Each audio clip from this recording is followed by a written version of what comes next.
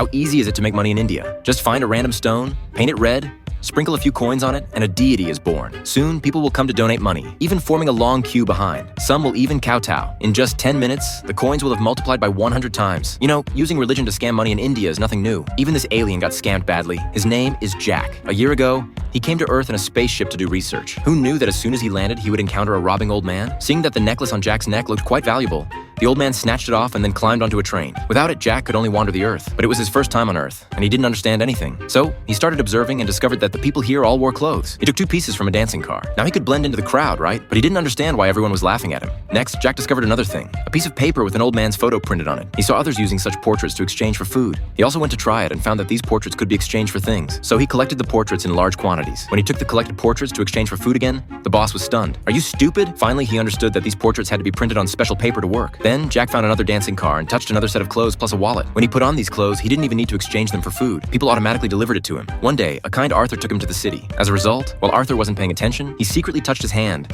intending to use the alien's handshaking ability to acquire Earth's knowledge. But this gave Arthur a big scare, and he hurriedly took out his ID and said, "I'm a man." At this time, Jack saw a group of girls. In order to gain Earth's knowledge, he rushed over without hesitation. Arthur thought Jack was too thirsty, so he took him to take a bath. Here, Jack finally managed to grab a girl's hand. He held it for 6 hours, and finally successfully learned the Earth's language and some common sense. He hurriedly woke up the driver and told him his identity. He even took him to the place where his key was robbed. Looking at the direction the train was traveling, the driver speculated that the key would likely be taken by the robber to Delhi to be fenced. So Jack immediately said goodbye to the driver and boarded a vehicle to Delhi. He began searching for the stolen necklace and asked many people. Everyone told him that for this kind of thing, you could only ask for God's help. So he bought a small idol and made a wish to the idol.